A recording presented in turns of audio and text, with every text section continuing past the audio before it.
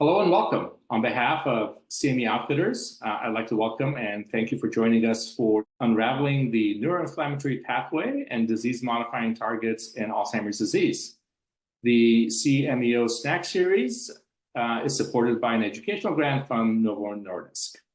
I'm Dr. Ali Zayatri. I'm a cognitive neurologist. I'm the Chief Medical Officer for Banner Research in Arizona, and it is my pleasure to welcome my distinguished colleague, Dr. Paul Edison. Paul, would you introduce yourself, please?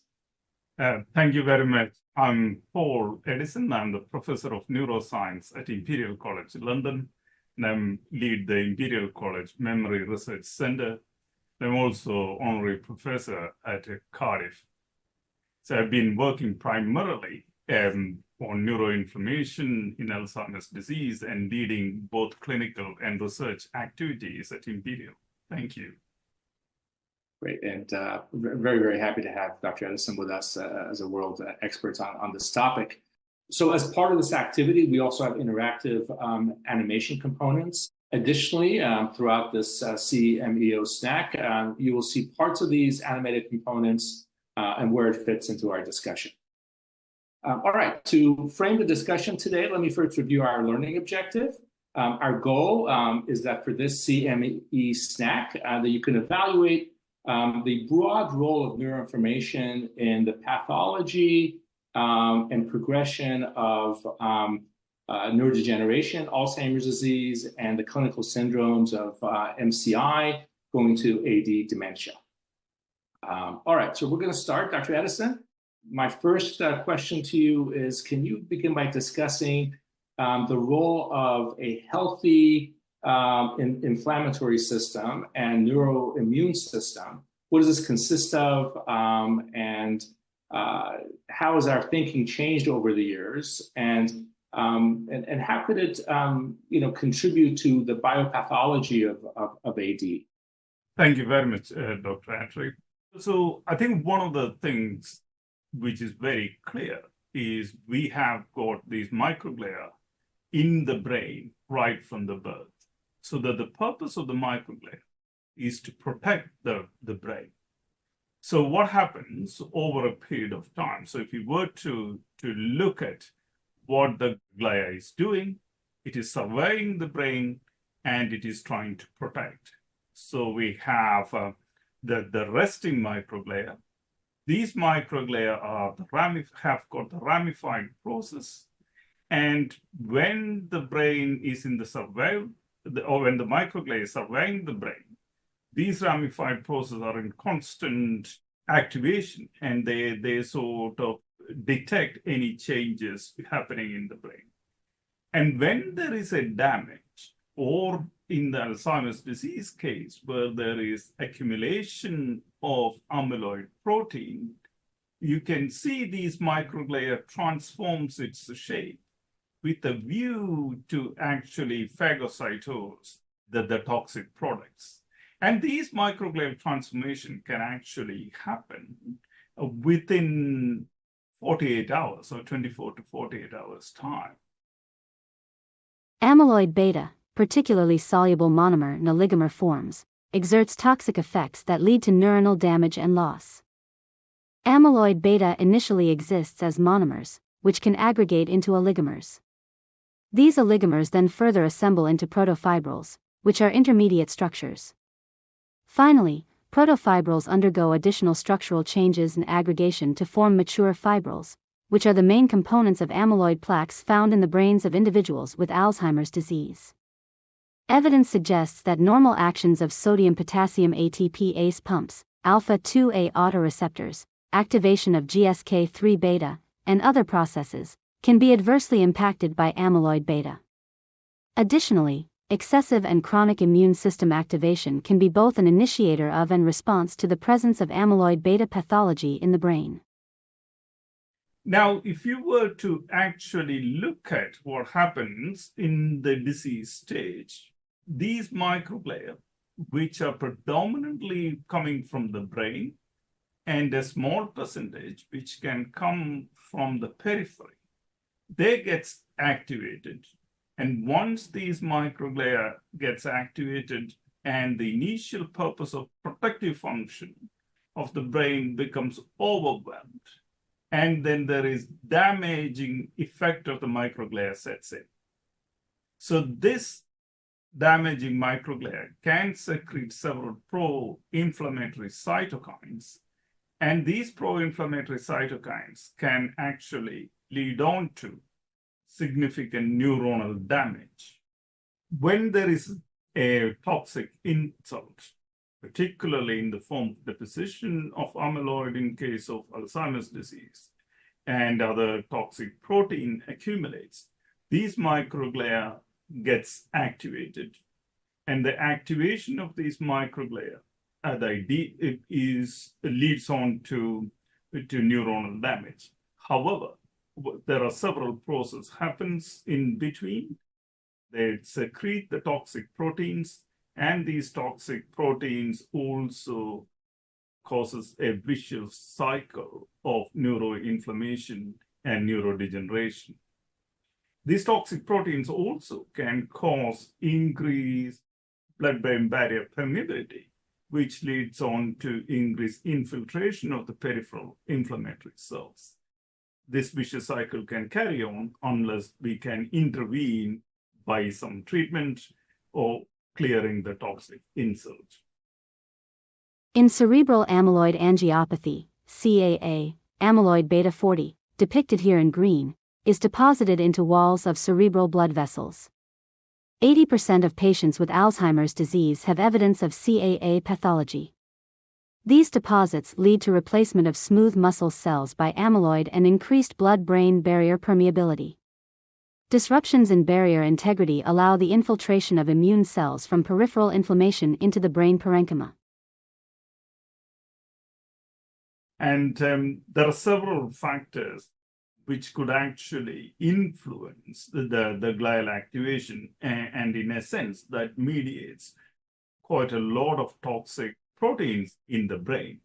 So if you were to look at the risk factors, like cardiovascular risk, insulin resistance, diabetes, obesity, then the ApoE4 genes, presenilin mutation, and any other predisposing features for Alzheimer's disease can actually impact the brain through inflammation.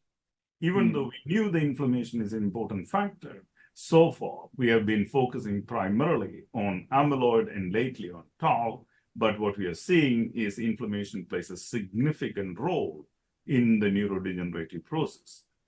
Now, other important factor for inflammation is the systemic inflammation, where you can see not only the chronic inflammation like the diabetes, obesity, acute inflammation can also cause neuronal damage over a period of time. If you were to look at actually induce inflammation by giving LPS, you can actually see the brain inflammation going up by PET scan.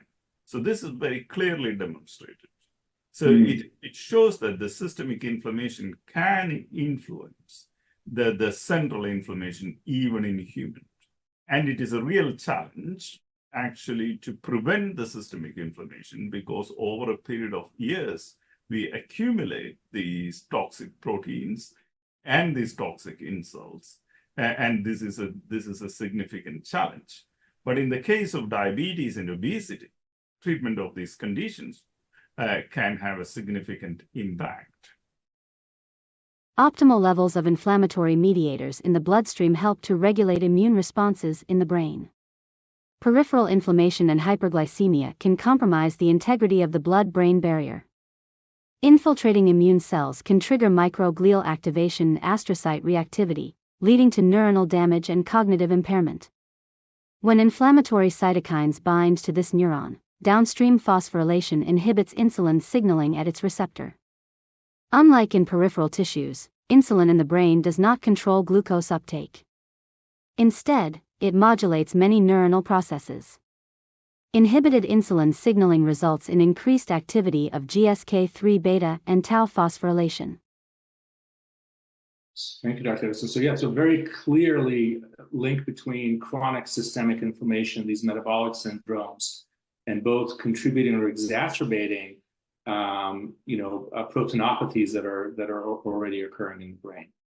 All right, Dr. Edison, you already started the the link between neuroinflammation and AD pathobiology.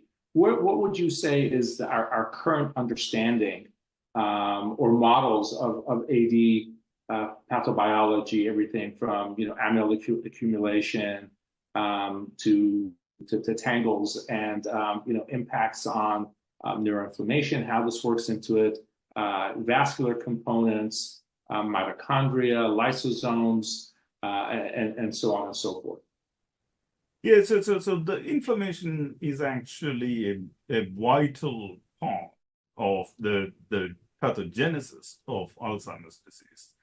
And so if you were to look at what happens in the amyloid deposition, so we have got the APP being cleaved by the beta secretase, and then that it causes the amyloid aggregation.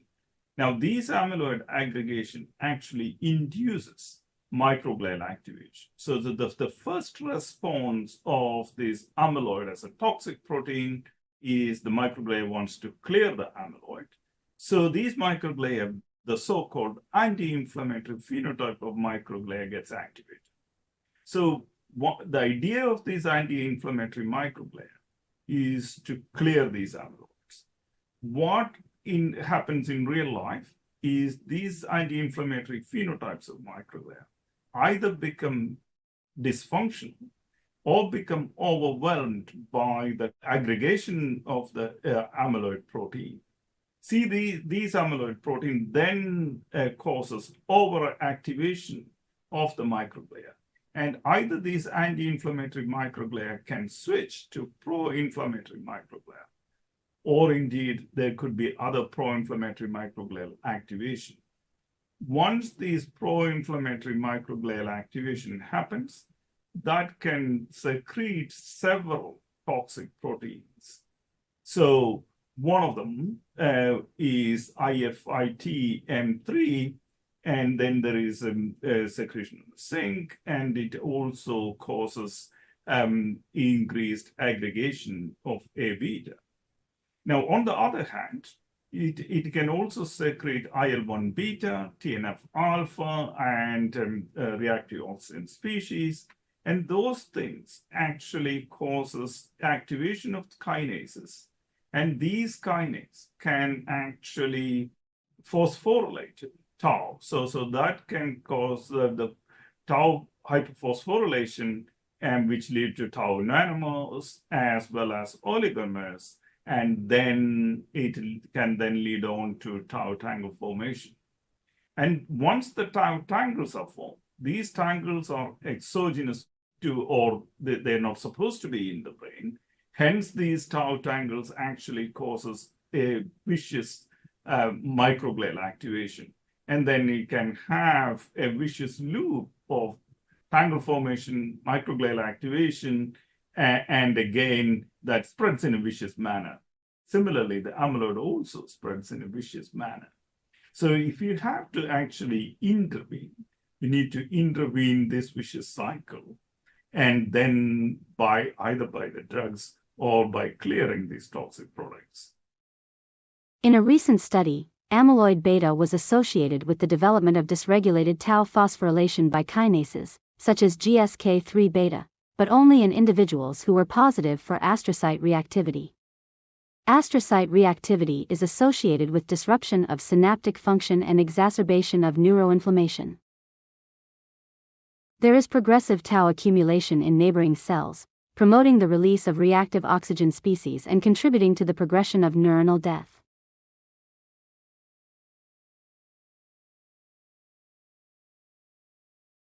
This vicious cycle of toxicity, perpetuated by neuroinflammation and effects of amyloid beta and phosphorylated tau, continues from mild cognitive impairment, MCI, to progress to notable cortical volume loss in Alzheimer's dementia. These processes may occur over a period of years. So these microglia can actually cause damage to several of the biological systems in the brain. So if you were to look at what happens in Alzheimer's disease, you've got the triggered by the amyloid that causes mitochondrial damage. Inflammation causes mitochondrial damage. It can also causes damage at the lysosome, and several other pathways also activated. Now, some of the things which we were very much interested is to actually how to image microglia. This is one of the important aspects to understand the microglial pathology in Alzheimer's disease and other neurodegenerative disease. What happens in Alzheimer's disease and other neurodegenerative diseases is when the microglia gets activated, or if there is an insult, the microglial response is to secrete excessive translocated protein. These translocated protein, which are present in the mitochondria, we are able to image these by TSP or PET. It has got its own limitations. However, what we are able to demonstrate is that there is increased inflammation in the brain in people with Alzheimer's disease. So this is a really great segue, Dr. Edison, to the new Alzheimer's Association revised criteria that were proposed, and they're not published yet, but they're, I think, getting close. That talk about the core biomarkers of amyloid and tau, and then sort of what we call ATN framework. Now now it's the ATXN framework. So we have the core biomarkers like amyloid and tau, and we have proposed fluid and imaging biomarkers for those. But then this other category of biomarkers that are that are not core biomarkers of AD, but are involved in the pathobiology, the N for neurodegeneration and neurodisruption, things like NFL, for example, or imaging biomarkers of MRI atrophy and let's say hypometabolism on FDG PET, but also a category for eye. For the first time for inflammation, and then of course there's another category of the co-pathology that oftentimes goes along with AD, which is vascular brain injury and synucleinopathies. That I'd imagine in the future there'll be other proteinopathies added to that. So under that category of eye for biomarkers, you already started talking about a imaging biomarker for eye inflammation. What other biofluids and other things do you see are getting close? And obviously, what's for research? And are we getting anywhere close to clinical practice with some of these other biomarkers? So yes, I mean, I think the imaging biomarker, particularly from the inflammation point of view, it has got its own challenges. The first thing is whether we are able to differentiate between the pro-inflammatory and anti-inflammatory phenotype of microglia. So far, we are unable to differentiate between the pro-inflammatory and anti-inflammatory phenotype of microglia, which is a significant challenge in itself. But if you were to look at the fluid biomarkers, some of the fluid biomarkers are the GFAP, which is the gliofibrillary acidic protein, which is marker of astrocyte activation. Then we have got the YKL40, which is a chitinase 3 like protein 1, which is also a marker of astrocyte activation. And we can actually measure these in the CSF. Even now, we can very quite clearly, very easily measure that. Now we've got the STREM2, it's a soluble triggering receptor expressed in myeloid cells 2. The role of, we know that it is associated with a microglia. What we don't know whether it is associated with a pro-inflammatory or anti-inflammatory phenotype of microglia. There are several studies going on to understand how exactly whether we can use STREM2 as a marker of neuroinflammation. So apart from that, there are several other markers which have got the potential. Some of these markers are not easy to be measured in blood or CSF, but the newer techniques allows us to actually come up with a better measurement. So still for research purposes, you would say for the most, but would you say in the coming years, there's a likelihood that a few of them may actually be available?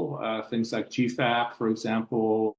Again, nothing right now for clinical use, but yes, I mean, I think that as we have seen in the last couple of years with the amyloid and the tau, it is likely that the measurement of these markers or similar isoforms are likely to be transformed into the clinical practice to measure levels of brain inflammation. So yeah, the other markers definitely have got the role. Particularly the MAVO-B, I2BS, which is the imidazoline binding site, CSF1R, and P2Y12. These have been particularly targeted to develop novel PET traces, so more than the fluid markers. There is potential for both being developed as a fluid marker and also some validation studies are ongoing for these PET traces. We have to wait and see how this turns out to be. So you've laid, Dr. Jensen, you've laid out this very sort of comprehensive sort of picture of the different parts of the neuroinflammatory system being disrupted or dysregulated in AD pathobiology. If we were to shift gears and think about therapeutics, what are some of the different approaches that are targeting some of these pathways in Alzheimer's disease? And could you make a few comments on those? The way we have to approach inflammation, or particularly microglial activation, is that there is a pro-inflammatory and an anti-inflammatory phenotype of microglia. Even though the transcriptomic study has differentiated several other transcriptomic profile for the microglia, if you were to actually look at, and if you were to develop a treatment, we need to look at these microglia as they are either pro-inflammatory, or they are anti-inflammatory, or they are dysfunctional. The dysfunctional microglia, we're not able to do much with that. But for the what we need to do is to either promote the anti-inflammatory phenotype of microglia, or you actually suppress the pro-inflammatory phenotype of microglia. What is happening is that people are actually trying to suppress the pro-inflammatory phenotype of microglia and shift these pro-inflammatory microglia into anti-inflammatory microglia. To do that, which is a great opportunity, is actually to see what happens in real life by altering the morphology or the function of the microglia. And it is likely that they along with other treatments, these newer agents will have an effect. There are several sort of antimicroglial agents being tested. One of them is this mastinemab, which is a tyrosine kinase inhibitor. It actually reduces the neuroinflammation. It also reduces the reactive oxygen species. And by that, it then inhibits the glial activation and in turn reduces the neurodegenerative process. Now, one of the other ones is the NLRP3 inflammasome pathway. So there are several compounds which are particularly targeting NLRP3 inflammasome. And there is a great potential by modulating the NLRP3 pathway, we may be able to improve or reduce the inflammation and improve the neurodegenerative process. One of the other compound is the NE3107, which is an insulin sensitizing agent, and it has got influence on ERK and NF-kappa B pathway. I know, Dr. Edison, I'm sorry, you're one of the world experts really also in the impact of the incretin signaling and GLP-1 receptor agonists. And can you tell us a little bit about your work and also some of the potential for that and how that's translated now into clinical trials? The reason why I was first attracted to the GLP-1 analog is that identifying that the GLP-1 analogs can potentially reduce neuroinflammation, and it also improves the insulin resistance. So when I then looked at the action of GLP-1 analogs, it has got multiple actions. One, it actually reduces the inflammation in the animal models. It also reduces the amyloid protein in the animal models. It improves the synaptic function, and it also reduces the tau formation. And because of these multiple functions, I thought if you have got a disease, which is Alzheimer's disease, you've got multiple pathologies going on. That is the only way we could actually treat Alzheimer's disease. Now, if you were to look at it, not only it has got effect on amyloid tau and inflammation, it has got influence on synaptic function, it has got influence on mitochondrial function, as well as it improves the memory and overall, both in animal models. And our focus was to evaluate these mechanism of action in patients with Alzheimer's disease. With that in mind, we did about 204 patients with a daily injection of liraglutide and checking what happens to these people at the baseline and with the MRI, FDG PET, and various biomarkers, and then following them up over a period of 1 year. We're just about to report the results of the study, which is very encouraging. Now, if you actually come back to that, we are now specifically looking at what is the influence on inflammation and tau formation of Alzheimer's disease. And these patients are having the oral form of GLP-1 analog, oral semaglutide, and we are doing the amyloid PET to screen the patients. Then these patients are having tau as well as the inflammation PET and repeat scans over a period of time. Then we now have a study which is looking at the semaglutide in Alzheimer's disease, which is being conducted across the world. And they're looking at around 1,800 patients in 2 studies. So there's about 3,600 patients going through the study at the moment. We are anxiously waiting to see whether that actually will be a clinically important study demonstrating a clinical effectiveness in patients with Alzheimer's disease. So this is a very encouraging time to look at treatments apart from tau and amyloid. And if it were to be successful, the oral GLP-1 analogs are much easier to take rather than any of the injectables. And that will be transforming the field significantly.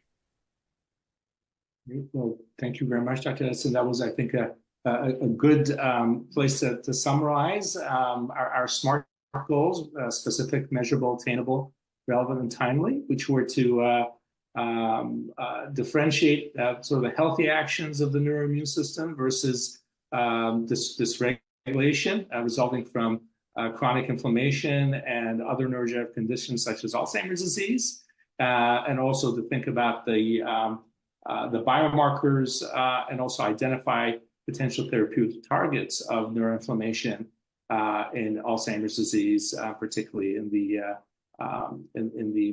MCI and mild dementia stages.